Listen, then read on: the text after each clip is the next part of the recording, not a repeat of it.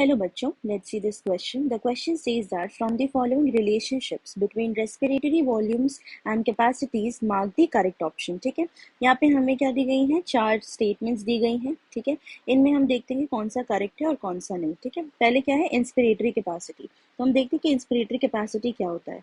It is the volume of air, it is the volume of air that a person can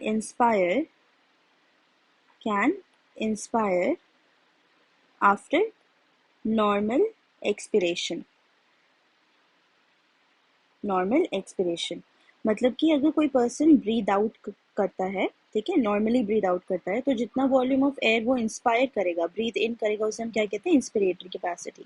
ठीक है, तो उसमें क्या क्या आ जाएगा. अगर हम इंस्पिरेटरी कैपेसिटी की बात करें तो जो नॉर्मल वॉल्यूम ऑफ एयर जो पर्सन ब्रीद करता है उसे हम क्या कहते हैं, टाइडल वॉल्यूम, प्लस जो आफ्टर फोर्सफुल इंस्पिरेशन, मतलब फोर्सफुल इंस्पिरेशन से जो एडिशनल वॉल्यूम ऑफ एयर आता है उसे हम क्या कहते हैं, इंस्पिरेटरी रिजर्व वॉल्यूम. ठीक है, तो हमारा ये हो जाएगा इंस्पिरेटरी कैपेसिटी का equal to TV plus IRV. हमें यहाँ पे क्या दिया है, tidal volume plus residual volume. Residual volume क्या होता है, रेसिडुअल वॉल्यूम की अगर हम बात करें, it is the volume of air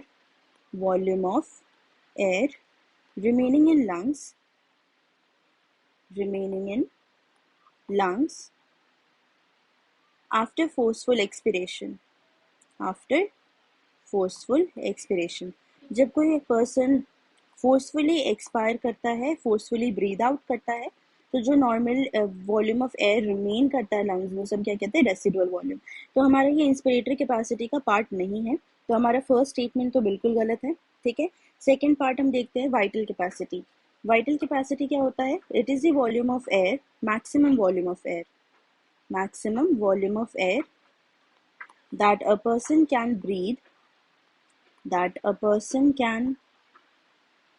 inspire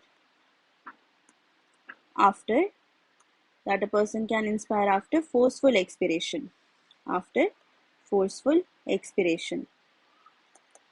ठीक है, तो इसमें क्या क्या आ जाएगा. अगर फोर्सफुली एक्सपायर करते हैं, फोर्सफुली एक्सपिरेशन से जो हमारा additional volume of air expire होता है उसे हम कहते हैं एक्सपिरेटरी रिजर्व वॉल्यूम. तो ये हमारा आ जाएगा इनहेल करते टाइम.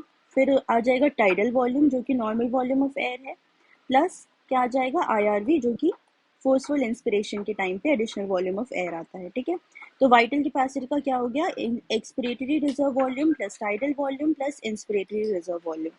हमारा वाइटल कैपेसिटी का यहाँ क्या दिया है, tidal volume plus inspiratory reserve volume plus expiratory reserve volume. तो हमारा जो सेकंड स्टेटमेंट है वो बिल्कुल सही है. अब हम देखते हैं कि थर्ड स्टेटमेंट क्या है, रेसिडुअल वॉल्यूम. तो रेसिडुअल वॉल्यूम हमने देखा था कि volume of air that remains in the lungs after forceful expiration, ताकि लंग्स जो है कोलैप्स ना करें. तो इसमें क्या आ जाएगा, इसमें लिखा है vital capacity minus inspiratory reserve volume.